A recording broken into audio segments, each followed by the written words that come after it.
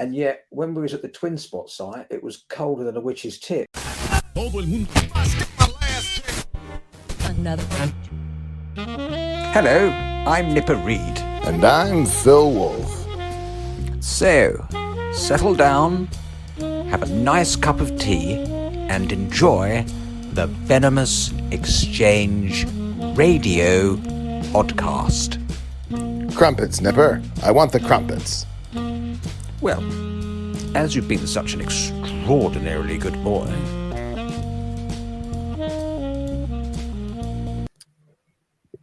Boys and girls, men and women, children of all ages. My name is Phil Wolf. This is episode 14 of Venom Exchange Radio. And as always, I'm joined by the illustrious Mr. Nipper Reed. Hello.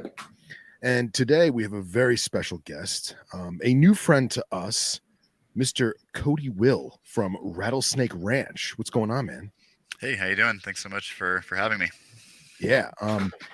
Cody's got a bunch of endeavors with rattlesnakes, both in terms of a massive, amazing collection of croats, as well as some side business, some research, and some dog training with rattlesnakes too. So, Cody, you want to give us a little bit about yourself? Yeah, absolutely.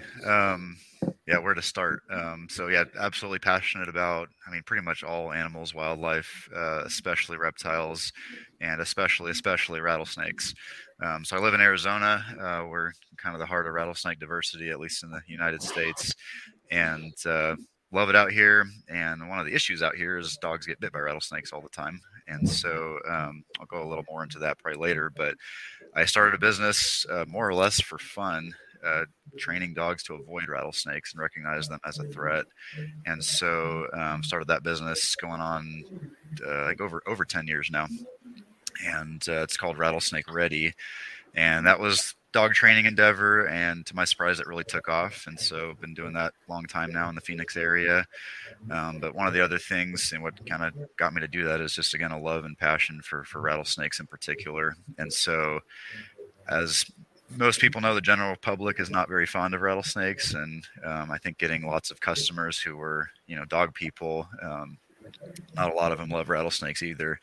And so pretty quickly I was determined to build a really cool nature center and display a lot of the native rattlesnakes, and eventually got a zoo license and was able to pick up a lot of exotic non-native rattlesnakes as well. And so we've got a big cool nature center full of live rattlesnakes, along with some art, photography, some other things. And that's more or less a newer endeavor. So we've got a website coming out for that here pretty soon. And, kind of trying to separate the dog and snake people, because there's not a lot of crossover there sometimes. Yeah, I can imagine. So just, Rattlesnake Ranch AZ is how we have our Facebook and website and all that organized. So for the people that want to see more of the reptile content, that's where that all goes. But so that's that. Awesome. So I'm super jealous because you're actually based in Arizona. Are you from Arizona, or did you move to Arizona because it's the epicenter for rattlesnakes in the US? That's a good question. So a lot of what moved us here, as most people move, it's work related. And I actually grew up in rural Northern California.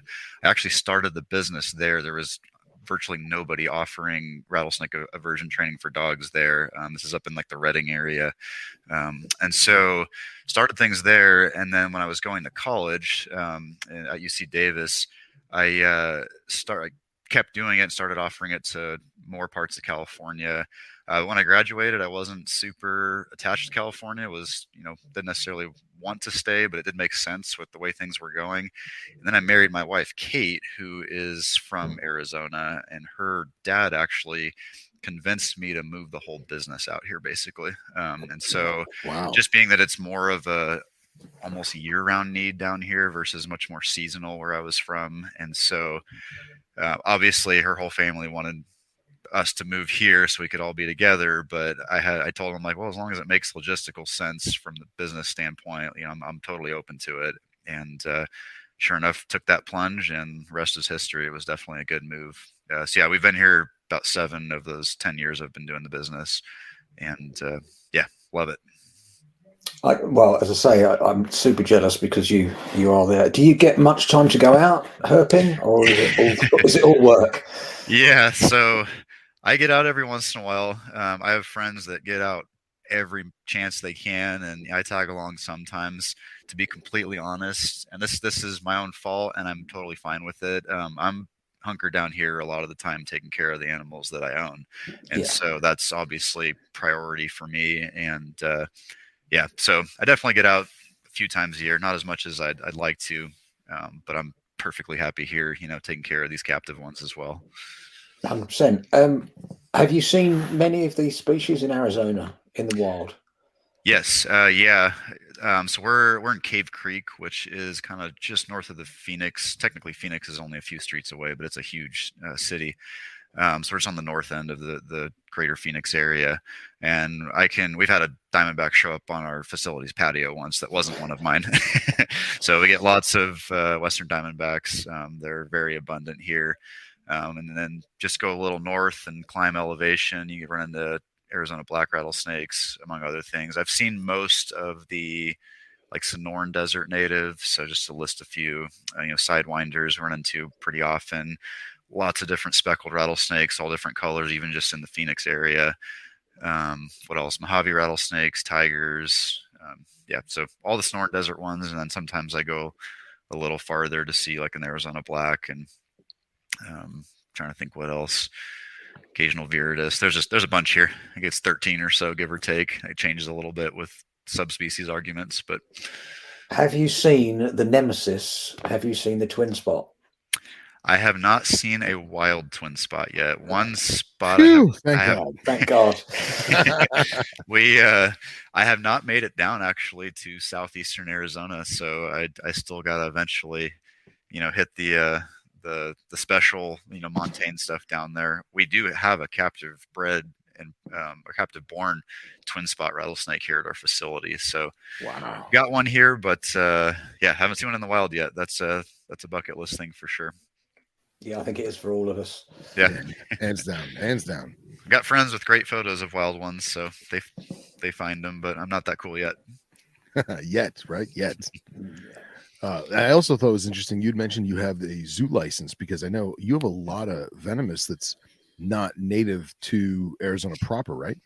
Correct. Yeah. And so, every state here has different laws when it comes to being able to have and let alone exhibit venomous. And so, we applied for a zoo license. This is about 2 years ago. Up until that point, I only had all the Arizona natives that I was allowed to have.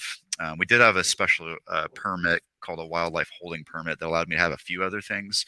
For instance, we had some banded rock rattlesnakes, which are actually protected in Arizona, and the California snakes actually I brought with me when we moved here. So I had some Northern Pacific rattlesnakes that are not not allowed to have here without special permits. So anyway, for years, just had a couple extra things under that permit, and then all the Arizona natives that I could have. And then, yes, applied for zoo license, was granted that.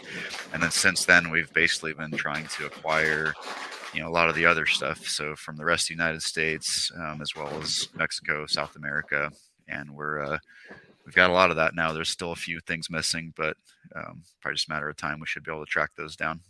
And the goal is to get every species. Ideally, yeah, we have a great space, lots of room, and without having to cram things into racks, we've got lots of exhibit space, and there's a lot of zoos and places out there that have a lot of the really cool iconic venomous. We kind of wanted to focus on one group. It makes sense for the business and the people that walk in here, and so yeah, we'd love to work with any and every species of rattlesnake that we can come across. So working on that right now. Such an amazing goal, and I cannot wait to go back to Arizona. Yeah, and visit your place, and then go and find a twin spot. There you go. Maybe we can do that together. Yeah, that'd be Hell awesome. yeah. So, how many species do you currently hold? Would you know off the top of your head? Yeah, I know it's one of those questions. Yeah. And what's sad is I get asked that constantly, and I still don't know. It's changing. I mean, literally last month we picked up a couple new things, and so I think so. We're only missing two of the Arizona natives. So the other thing too is we've got like multiple localities for speckled rattlesnakes. We've got morphs of atrox. There's some like I doubles mean, and you triples of have things. to. Yeah, You know, can't not have that other stuff. you gotta have it. Yeah, I know that there's over 100 rattlesnakes in here. There's, I'm gonna guess, I may go recount and be totally off, but we probably have 40 different species, would be my guess currently. Um, yeah, and then like I said, a couple different localities. Just one example too, like prairie rattlesnakes used to be Hopi rattlesnakes used to be a subspecies of Viridis. They merged those not too long ago, but we still have like separate exhibits for a lot of that stuff because they are pretty dang different.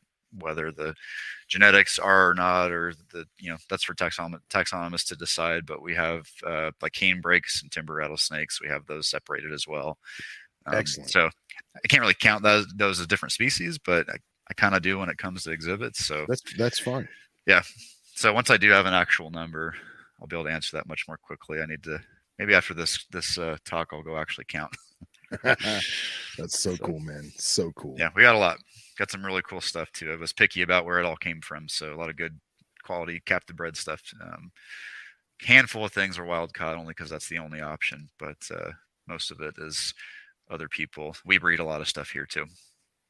Cool. What are your breeding projects for this year? Oof, we're kind of a Noah's Ark. Almost everything we have is pairs, and so a lot of them, it's like if it happens, it happens. There's a few new things that just hit breeding size that I'll be putting together for the first time. Just to name a few, all our speckled rattlesnakes are adults now. We've gotten blue and whites. I won't say exactly where they're from, but those two color morphs. This year we've got, I don't know if you heard of lava specks. They're basically like a black speckled rattlesnake that comes from a locality in California. And I've got a captive bred female that just hit about breeding size, and an amazing looking male with a just jet black head and some reds and black. Really cool snake. Anyway, those will be pairing up for the first time this year. Yeah, some banded rocks, some atrox morphs. Probably forgetting some things. Nice. Viridis, Arizona blacks. Yeah. One thing that I was frustrated about when I started this place is it's hard to find a lot of captive bred rattlesnakes, and so it's been a goal to kind of be part of the solution to that. Sure. So we've actually already have provided some other zoos with captive bred rattlesnakes as well, including some Arizona natives and other stuff. So like to do a lot more breeding, especially since we've gotten that license and can legally export them and things like that. Yeah. Hell yeah. Can I ask? Oh, sorry, Phil. No, I was just gonna say, What is the availability like for Mexican? I presume you're keeping Mexican stuff as well as US stuff. Are they easily available to you, or because they're very, very hard to get in Europe? They are, and actually, to be honest, I feel like the United States is usually just seems to be a few weeks behind what's in Europe. So it seems to go to Europe first, is what I'm saying, and then because there's been a few things that I have not been able to find, but they are available in Europe, and so we're working actually on a couple imports right now. For instance, I might be pronouncing this wrong, but Molossus nigrescens, one of the Mexican blacktail rattlesnakes. There's a couple in the States, but I don't know of anybody actually producing them regularly, or if they even have adults. The ones that are here might have just been babies that came from Europe. But anyway, so that's one and Oaxacus is another one, other subspecies of Molossus that I'm trying to get right now, but it's going to have to come from Europe as far as I know. There's a few things here. We've got some Polystictus. We've got lots of Marulus localities. Those are, I think those have been here a little while. So yeah, those are Tamaulipan rock rattlesnakes. A lot of people in Texas that work with those and some of our native rock rattlesnakes. Seems like a lot of the neotropical stuff has been around. I don't know where it originated from, but it seems to be several zoos and places working with those. What about things like Aquilus and Ravis? Yeah, we've got Aquilus. Ravis I've seen available randomly, but we haven't picked one of those up yet. Actually had an opportunity for some recently, but they wanted way too much for them. So yeah, but that's Triceriatus is another one, and nice. a lot of obscure Mexican montane rattlesnakes that there's a handful around, and which are Nipper and I's favorites. Yeah, that's the stuff I'm really excited to get into, because we've been able to produce, like I said, speckled rattlesnakes and a lot of the low desert stuff. Some of that montane stuff I think is a little trickier, and so I'm trying to nail that down. I've got some people mentoring and helping with ideas and trying to get some of those things that like it colder to breed. And we've got a really cool climate controlled outbuilding on the property. It's part of the zoo. We call it the hibernaculum. Exactly. Yeah. The hibernaculum. And it's one thing about Arizona is that we have such mild winters here. It's hard to actually properly brumate, hibernate, a lot of things here. Because a shed that's sitting in the sun, even in winter, can warm right up to 70s, 80s. And so this allows us to put all our collection in there that's, the temperate species, and we can set it at 48 degrees and close the door and it stays right there. So I'm hoping with that available that'll do the trick for some of them. But my biggest thing is in the actual showroom is, you got the neotropical stuff and the twin spot rattlesnake, things that come from much cooler environments. And so I've been playing around with a lot of husbandry stuff to see if eventually I can kind of get these both things breeding in the same building, basically. That was a real question of mine, because you're battling it against your natural temperatures, because you live in Arizona, so your humidity is quite low and the temperatures are high. Yeah. But also because of your admirable wish to keep all the species. Mm-hmm. You've got such different husbandry across the board. Yeah. But as you say, with your other building, that's fantastic. Yeah. And worst case scenario, if I can't do an all-in-one thing where everything in the showroom is reproducing and thriving, that outbuilding, I run it in the winter to get it cold enough for everything. I can run it in the summer too. So if I needed to, I could set it for 55, 60, at night, and then have basking options and have a proper cool room for a lot of these montane things that, even in the peak of summer, they're still getting down into the 50s, 60s at night. So if I really have to, I could take advantage of that and use that out there. But I want to see if I can do it in here first. And then if it's just not working, then I'll, go that route. But I'm hoping it's not as complicated as some people are saying. And it's like our twin spot, for instance, it's born in captivity. It's never experienced the swings of the temperatures. I'm not keeping it warmer than, anything. Then we have little USB fans installed in a lot of our exhibits. And so the air conditioned building air is getting blown into all the montane stuff, cages, whereas the low desert stuff, they don't have that, and their cages hold heat and stay a little warmer. So I can tweak it a little bit to, a few degrees to make things a little cooler for Polystictus, twin spots, Willardi, like Massasauga, or not necessarily Massasaugas, but, some of that smaller montane stuff. And hoping that does the trick. But if not, we'll go back to the drawing board and utilize the hibernaculum other times a year. Hell yeah. I was Videos really, of the hibernaculum were awesome. Oh, thanks. Yeah. Just posted that recently. A great facility. I was really surprised, as I say, when I was in Arizona, the difference in temperature in different areas. Yeah. I mean, when we went, forgive me, I can't remember this Granite Gap. Was it Granite Gap? Where the coral snake was. Yeah. Literally, in the heat of the day, melted bits off of my camera. Literally, I believe it gets brutal hot here. Bits off a camera.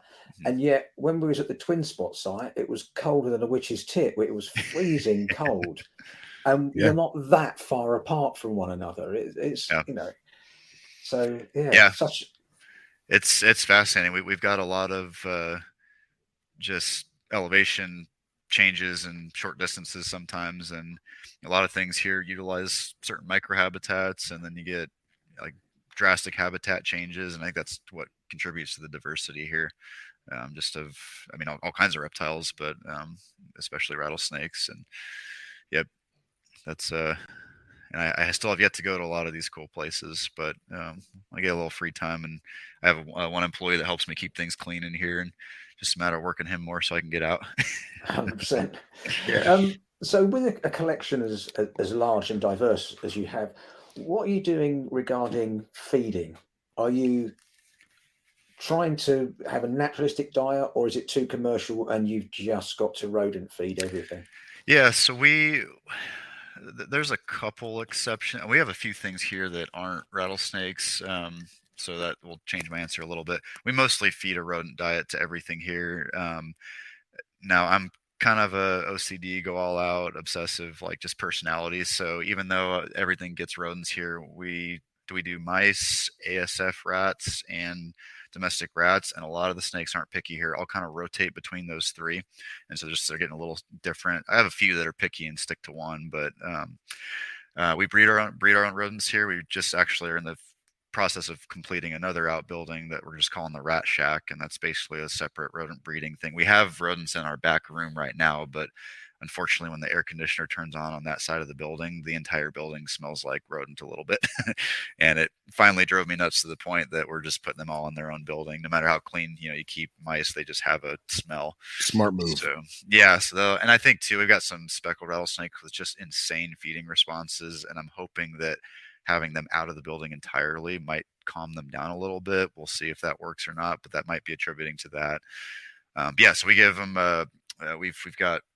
we keep frozen. We breed live as well, and most of the snakes will eat either fresh killed or frozen. But we've always got live going, with the exception of babies. Sometimes I have to start them on live to get them going.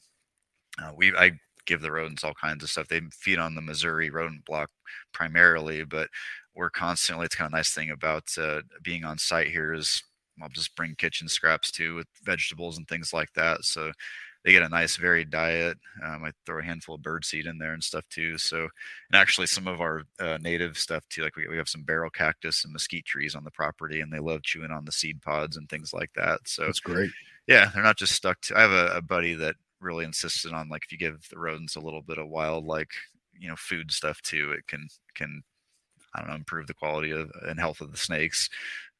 There's probably some truth to that. Who knows if it makes a significant difference or not? But oh yeah. Yeah, I say why not make this rodents a little happier too. But yeah, and then we have a snoring toad. We've got some copperheads. Every once in a while, I'll give them like a hornworm, or something else, because I think it's just crazy watching a snake eat an insect, a viper eating an insect. Yeah. Well, you posted that video of, what was it, a Marulus eating a centipede? Yeah, so that little thing finally just started taking rodents. She was an absolute pain. But yeah, so I was kind of force feeding her tails to keep her going, and then I was just trying some other things. Most snakes, it's kind of a battle of the wills sort of thing. If they're being really stubborn, I might crack and try some exotic options, but more than often I don't want them to ever even try like a lizard, for instance, because I just don't want them to get used to that or get hooked on it. And so that thing kind of outlasted me. And I remember learning a while back that a lot of those montane things will regularly eat Scolopendra centipedes, and so we get those we get the little polymorpha, the little ones on the property. Just watering plants, sometimes one will pop out, and caught one. I'm like, well, see if it eats this thing, and the movement just stimulated it, and it took it. So wow, I did that a couple times. Yeah, it's pretty amazing watching that.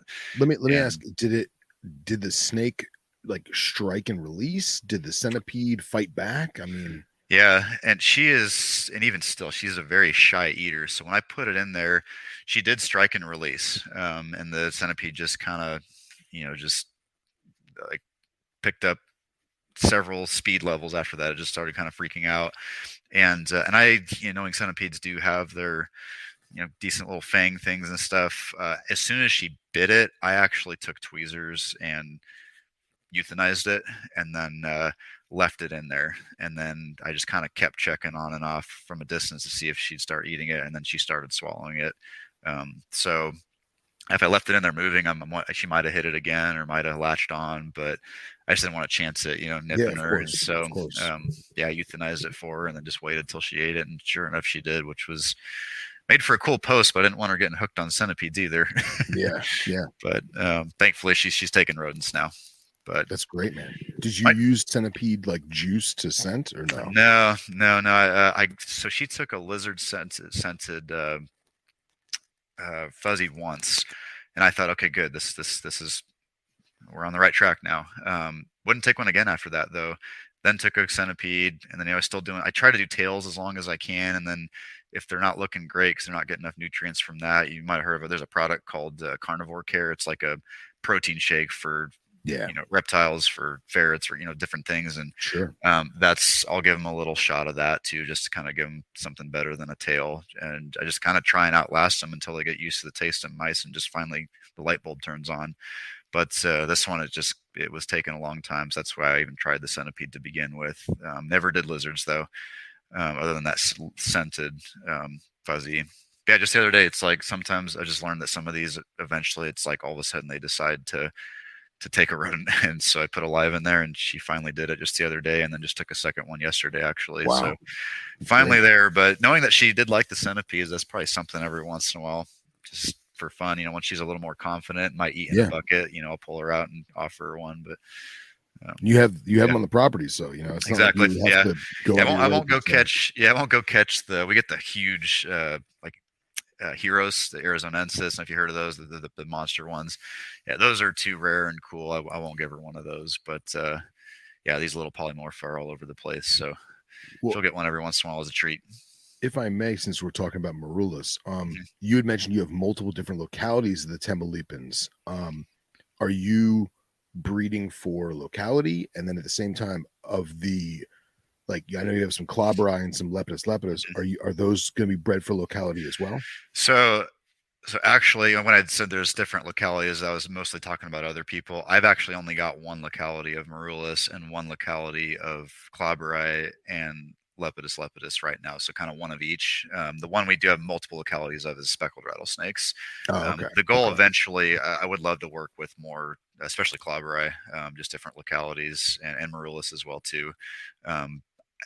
With the way we've been, pursuing filling up this place, I'm more interested in getting the species I don't have yet before adding new localities of other things. So sure. Once I kind of hit the point I'd like to be at for other Mexican species, then I'll start, playing with some different localities on the other stuff too.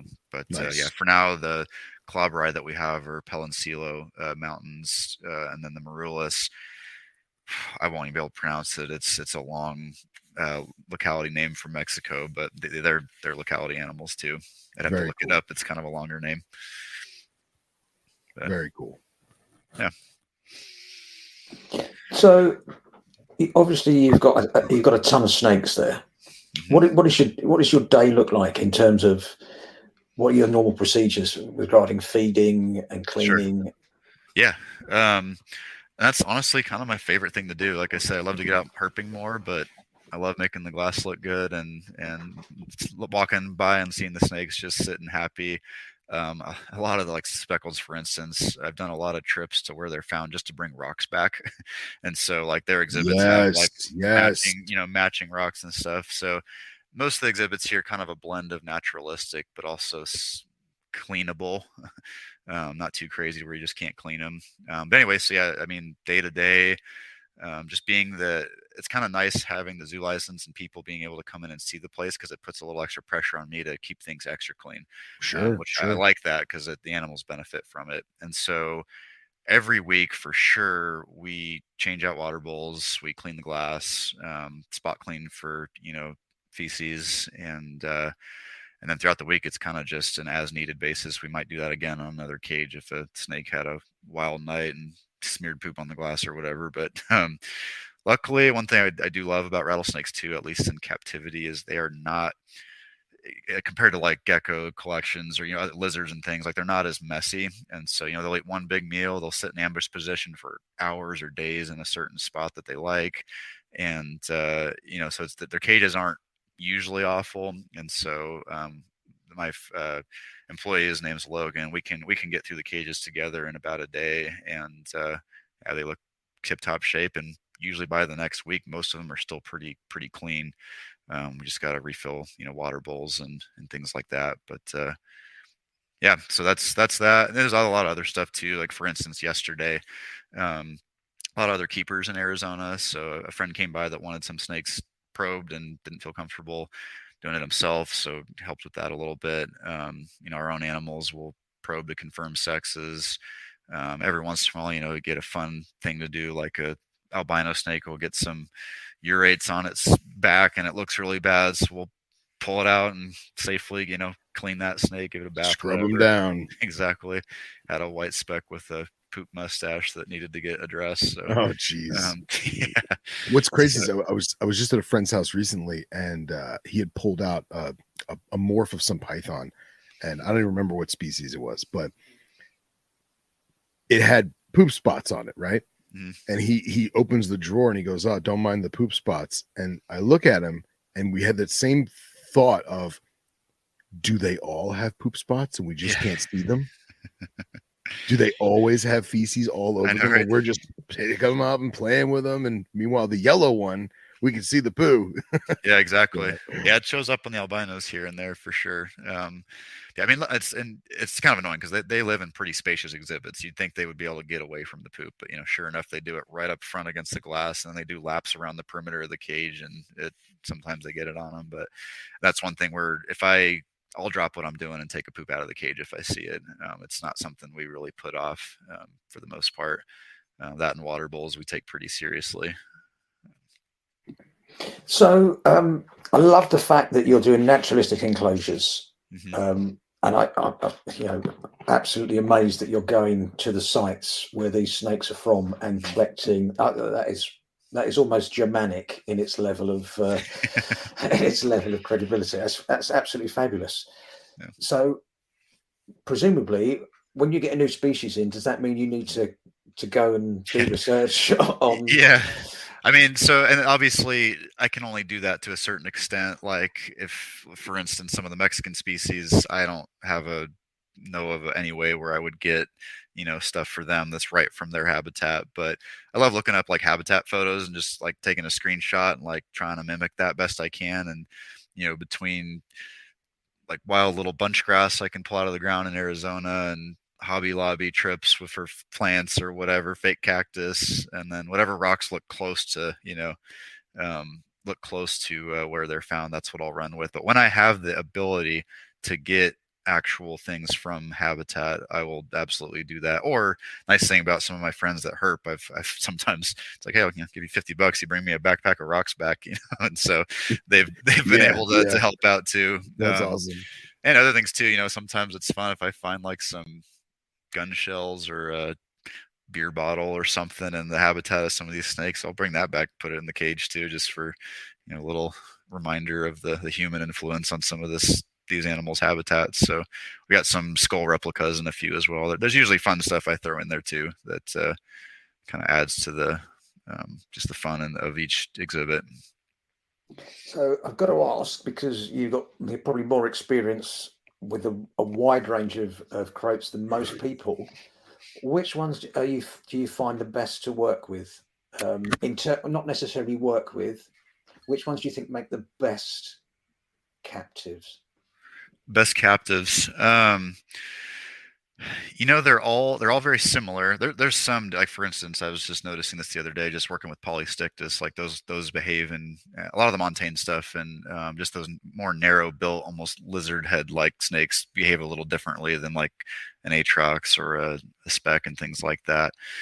It's a good question. I mean, and that's the thing too, is like atrox get a rap for being pretty feisty.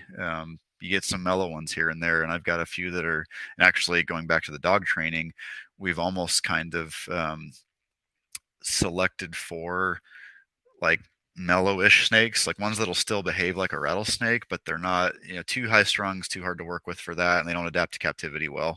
Too mellow is kind of useless. So our Western Diamondbacks that we use for our dog training, we've got several, so we can rotate through them and give them rest and whatnot.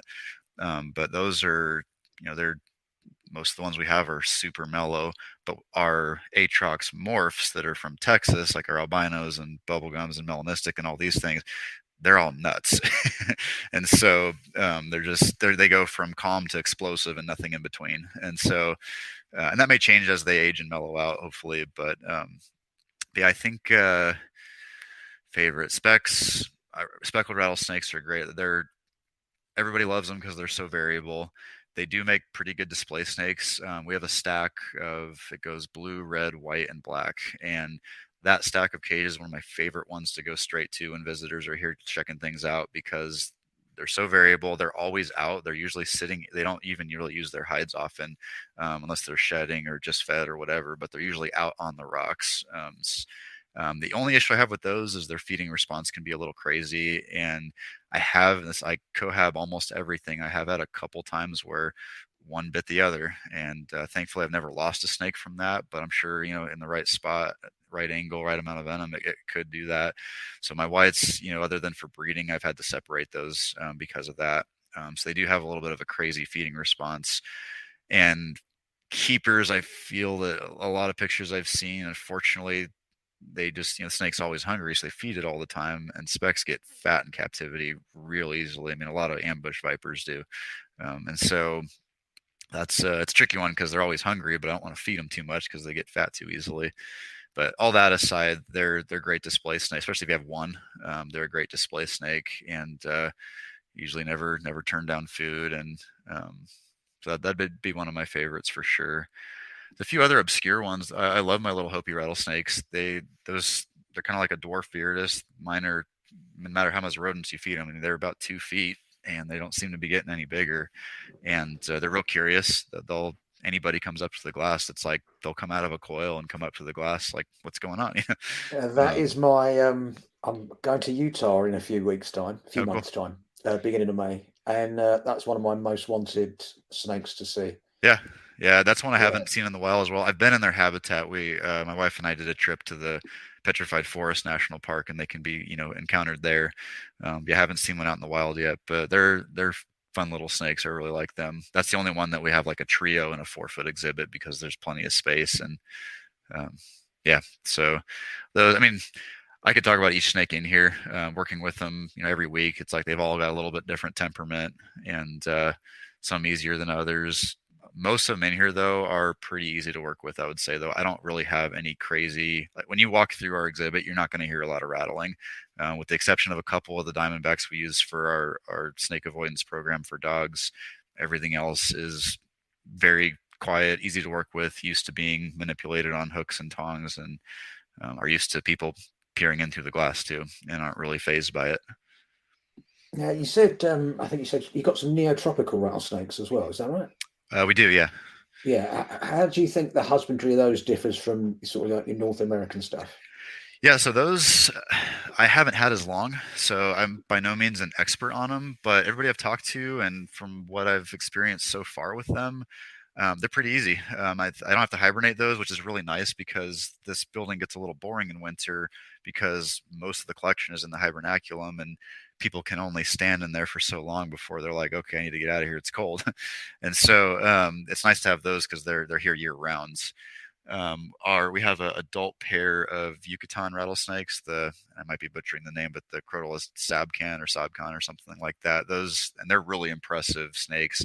When I got them, they're 3 years old, and they're close to 6 feet. They're probably 5.5 feet or so. Wow. They grow very rapidly. We've got lots of other Central and South American, like neotropical rattlesnakes that we got as babies. This was back in September when we got a few of those, and they are already, well over, probably pushing almost 2 feet already. Like they seem to grow much faster. Yeah, they're pretty easy so far. They've all got great temperament, which has been nice, especially for those Yucatan rattlesnakes. As big as they are, they're very easy to tail and work with.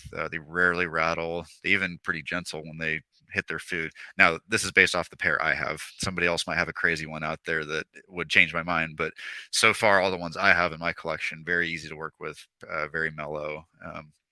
Definitely don't want to take a bite from one, but they've been really cool.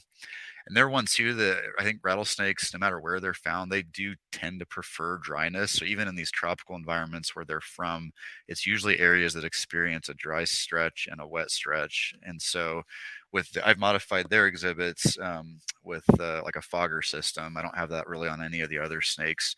A lot of the Arizona natives, if there's a monsoon going on literally outside, I might take a spray bottle and spray some water on their cage just to kind of mimic what's going on in their natural habitat. But for some of these neotropical ones, I'm kind of keep track of climate data where they're from, and I try to match that here with humidity spikes and things like that. But it's probably not totally necessary, in my opinion, with rattlesnakes. As long as you keep a full water bowl, that's probably most of what they need right there.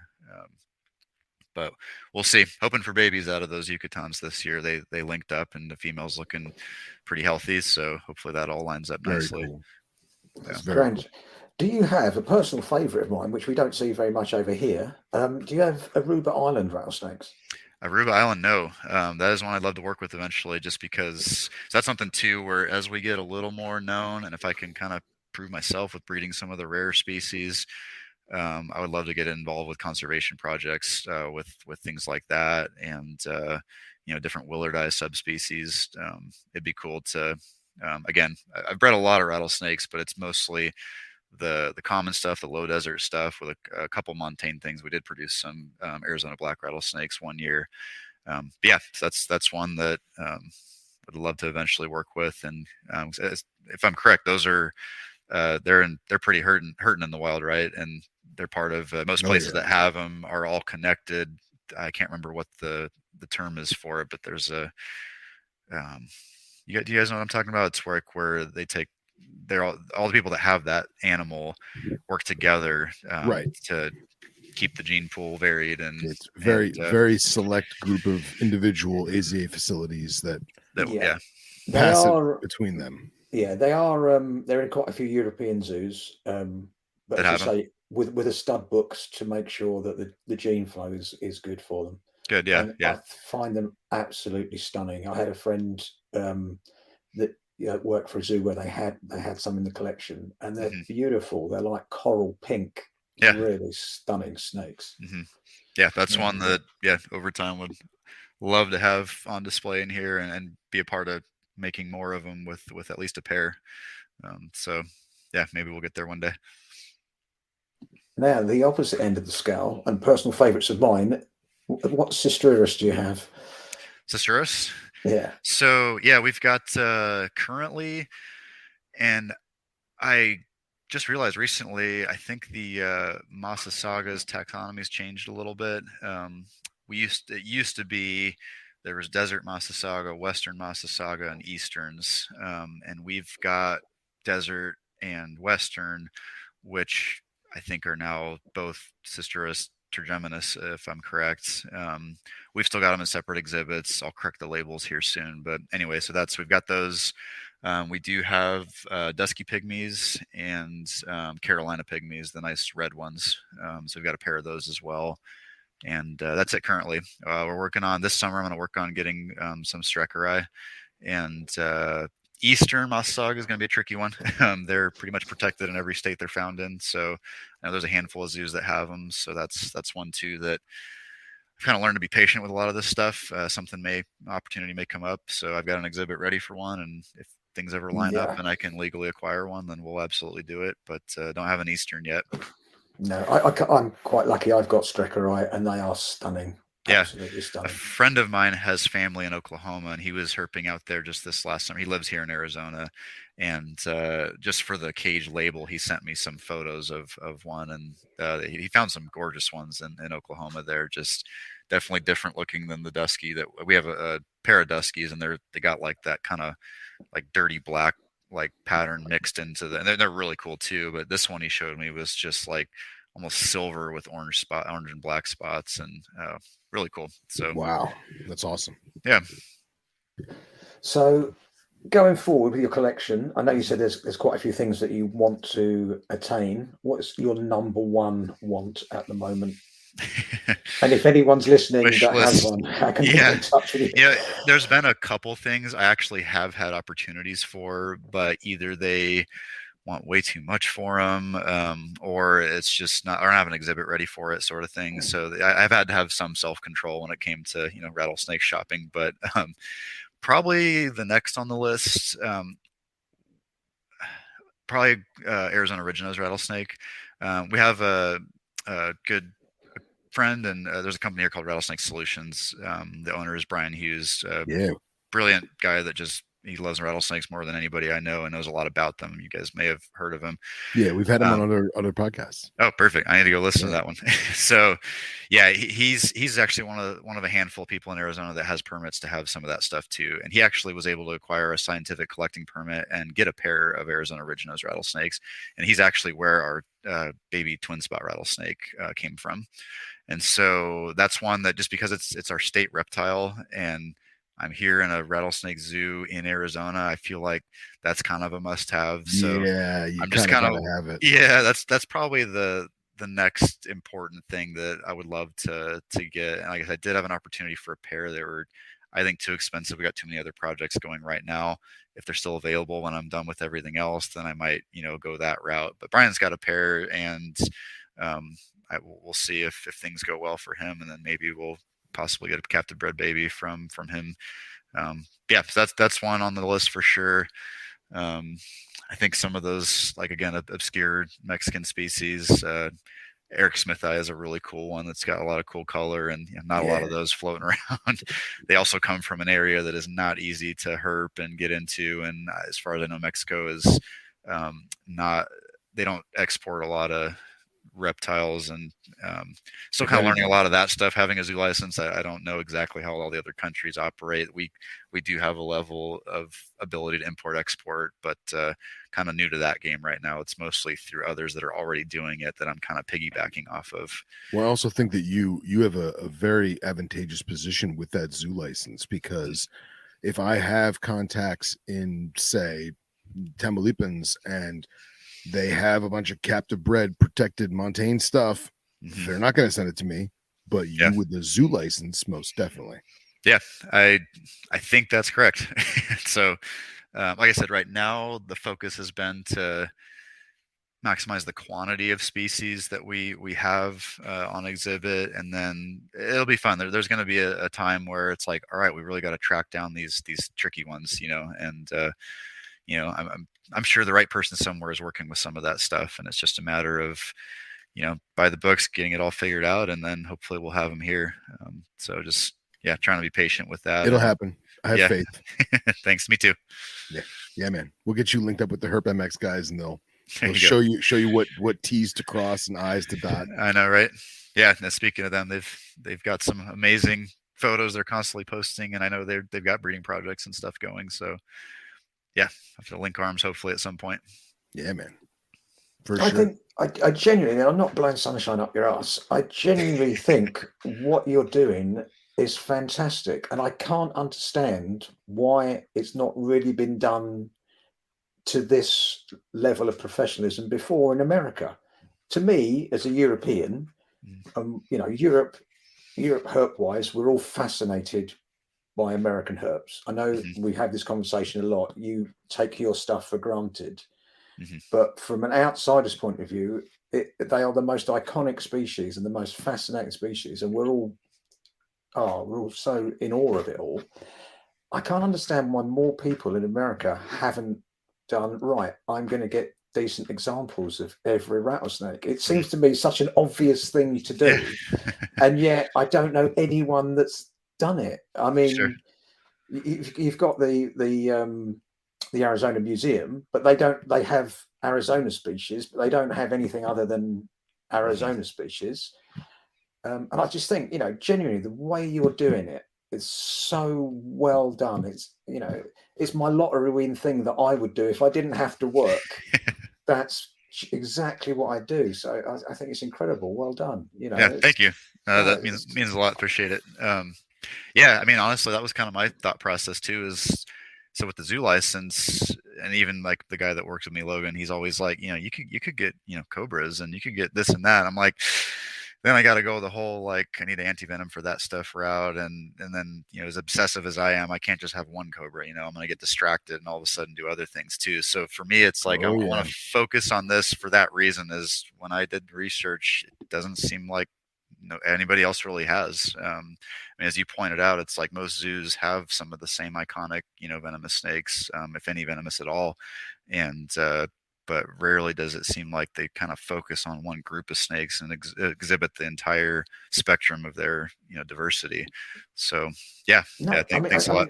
I think you're exactly right. I think if you had cobras, or if you had other elapis or whatever, it would devalue what you're doing, because then it's just a venomous snake collection. Yeah. Agreed. We're Rattlesnake Ranch too. 100%. But the rattles, the Crotalus and the Cisterus are such a fabulous genus that it's worth doing what you're doing. 100%. It's and it's such a good information bank, and it's such a good repository of husbandry for this particular set of animals, and such a good reference bank as well. I think, why has no one done it before? Yeah, it amazes me. Thank God you're doing it. Yeah, thanks. It's the right guy to do it. Yeah, 100%. Yeah. And I also, I'm so glad that your interest is in all the species, not, Yeah. you could have just gone, right, let's do all the Arizona species, or let's just do montane species because they're sexy. Mhm. But you're doing the whole lot. I think it's brilliant, Yeah. absolutely brilliant. I think what's nice too is it's doable. We have a big enough space to fit them all comfortably in here. It's not like we're just crowding everything in, sort of thing. We can accommodate them, and if it was a much large, if there was another 600 species of rattlesnakes, then okay, maybe it's not doable. But No, I think with the number that there is, it's attainable, and what that's are you what we're looking shooting at? for. 35, 38 American species? Uh, Another number I need to count. Yeah, somewhere in I there. think, I'm not We sure. also no, we also have a Kisserdon, and actually that's it. We have cottonmouths and copperheads as well, just Okay. because they're from North America and people come in here, and I just want them to be able to see those as well. But Of course. Yeah. yeah, that sounds about right. I mean, I know about 13 or so are here. You got several on the East Coast, a couple in between. Yeah. Yeah, Mexico's got a lot.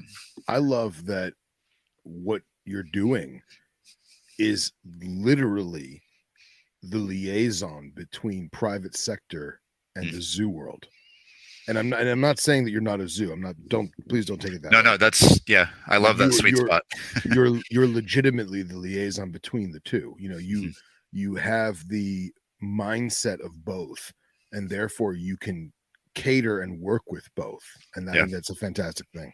Yeah, that's a privilege that I'm grateful for every day. I mean, we're not the completely commercialized zoo setup where things are just black and white sort of thing, and then I'm also not just like a private. I mean, I'm basically a private keeper with a zoo license, and so huge, awesome privilege. Shout out to Arizona Game and Fish for granting me that. But yeah, and it's again the goal is to focus on what I'm doing. It's easy to get tempted to start jumping into other boats, but this is what I'm trying to focus on and build out. So, were you already doing this before you met your wife? If not, how did you sort of float this to your missus? Yeah, so funny story. She, like the average person, she was not a snake fan when I met her. This is when I met her, she's come a long way. She actually likes some of the ones we've got now. Being venomous, it's not something she doesn't mess with them. I don't really want her to, honestly. It's definitely my thing. She runs the admin and like the other important parts of the business that keep things going. So it's really just her and I. So she does a lot of the admin for the zoo, for the dog training. She schedules everything. So that's where she's really been a huge blessing and helped everything work. She's not a huge fan of the snakes. She loves looking at them through the glass. That's about it. When we first met, she was one of the type that was, they call it like irrationally afraid of them. Like can't look at a picture of one. You see one on the trail, you run the other way. Now she'll actually stop and admire them at a safe distance, and so proud of her for that. That's great. Yeah, and so that's she married into it. She has no excuse. That's cool. Now you mentioned your dog training. Mm-hmm. In the UK, we only have one species of venomous snake, which is Viperoberus, which is the common adder. Mm-hmm. Sadly, not that common anymore. And human bites, we get very few in a year. The season's quite short for them. We probably less than 10 or 20 human bites a year for the whole of the UK. But what we do suffer with is a huge amount of dog bites. And the venom for Viperoberus is a lot more potent for dogs than it is for people. And they tend to get bitten on the snout because obviously they're sniffing around in the undergrowth. Mm-hmm. So I was fascinated to hear about your dog training. I think it's an incredible thing.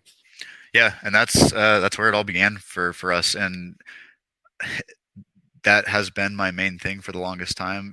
It started out of a passion for reptiles, and so the nice thing is people love their dogs. They want to keep them safe, and so that the success of that business is actually what allowed me to build where I'm sitting right now. And so that's what I have to attribute it to, because it basically funded the whole zoo. And so, yeah, and it's a pretty rewarding thing to do. That was something that I had to figure out early on, like, all right, how do I want to still maintain minimal stress, maximum care on the snakes, but also get these dogs to figure out that these are a threat and they need to leave them alone. And so the program we've developed, it's a 4-step process where we teach dogs to back off from any rattlesnake cue, the scent of them, the sound they make, and then of course the snake itself if they see it. So yeah, that's actually what is my day-to-day job. Like that's mostly what I'm doing when I'm not in here taking care of snakes and overseeing their care. That's brilliant. Yeah, and it's nice because it's all connected and it's all on the same property. So that's something else. If people come for a tour, we've got our outbuildings, the rodent breeding facility, the hibernaculum, and then we've got our desert landscapes dog training area where it's all fenced in and it's designed to look like rattlesnake habitat. But we didn't plant anything with thorns. So that's there's boulders and native trees and things like that in there. That's great. Yeah, I can't wait to visit, man. Yeah, Seriously. no, I'd love to have you guys. It's gonna be awesome. Yeah, I can't believe I actually landed in Phoenix and I didn't go. Yeah, well, right. I It's will just say, ridiculous. yeah, this facility is pretty new, and I've been intentionally quiet about it because until it was done and ready, I didn't want a ton of people coming in constantly. So we're almost there at the point now. I'm pretty much going public with it.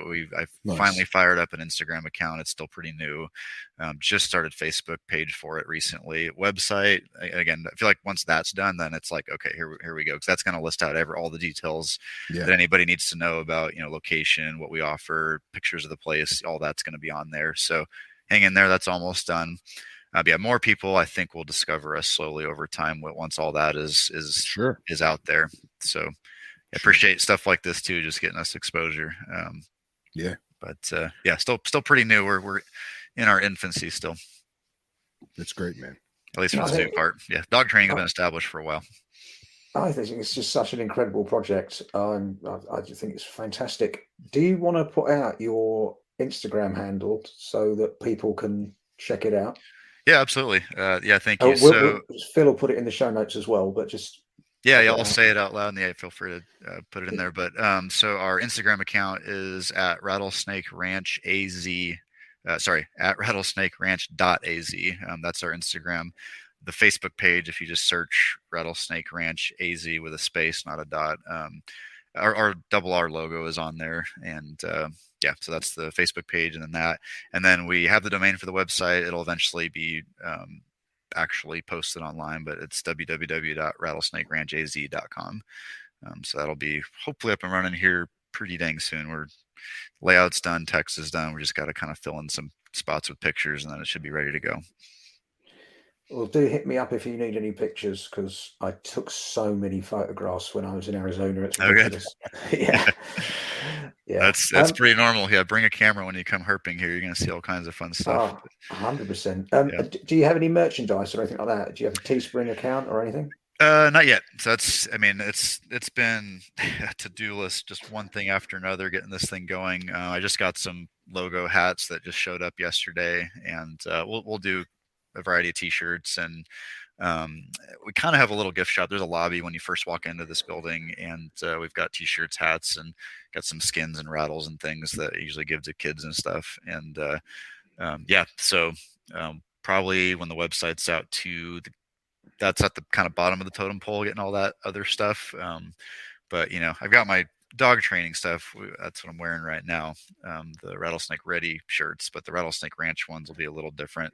Again, being that dog and snake people don't always overlap, we're kind of, for advertising, for posts and not bombarding dog people with snake pictures, we've kind of separated the two. It just made sense to me. So we do have plenty of our dog training stuff, but the Rattlesnake Ranch stuff will be available soon. Well, get on that merch, man. I know. I need to. I shouldn't have said it's at the bottom of the totem pole. It's not the very bottom. There's other stuff, but it'll get there. I want to do tank tops and long sleeve shirts and all that stuff. Man, everyone loves the merch, the swag. Everyone's got to have it. Got to rep the brand, man. Exactly. And do it. Brilliant to do double. You caught us early, but it'll get done. Do it in small sizes, not American sizes, though. Yeah. Americans, yeah. It's sad how we get triple XL and double XL on our dog training shirts, and those are usually gone first. Yeah, right. Yep. I'm one of them. Well, that's great, man. We can't thank you enough for coming on, and it's been great to watch it blossom, and then now we get to watch the whole flower open and keep on trucking, man. It's fantastic. Yeah, no, thanks again for having me on. Yeah, happy to show you guys around. Please come out and see it. Oh, mate, absolutely. 100%. I will definitely come out there. You know, I missed a couple of species, 3 species in Arizona. I think I've still got to see. Okay, what are those? Twin spot. Yeah, I figured that one. Sidewinder. Okay. Tigers. Oh, and speckles as well. Yeah. Okay. 4 species I still need to see. I know of a few spots. Probably in one night, should be able to get all those. I'm just going to go. As one thing with herping. That's partly why I don't get out as much, though. Is I'm not as expert. I feel like I've really got the husbandry down, the captive stuff down. Finding them in the wild, I've had awesome nights, and I've had nights that should have been awesome. Everything seemed right. Didn't find squat. So, but no, there's lots of great spots where, yeah, you hit it just right. You can hit all those and more in the same night. That's awesome. That is awesome. Yeah. I should definitely be out. I mean, I genuinely think it is an incredible project, and I'm really chuffed someone's doing it. It's brilliant. Yeah, thank you. Yeah. That's great, man. Well, everyone, thank you for listening. This has been episode 14 with Cody Will from Rattlesnake Ranch. Anything else you want to touch base on, Nip? No, I'm good. Thanks for listening, folks. Don't forget to like and subscribe. Tell your friends. Checking me out on Instagram. Get my numbers up. Yeah. That's it. Like, share, subscribe, click the little bell. Do it. You know what to do. Thank you again, Cody. And yeah, appreciate it. Bye. Thank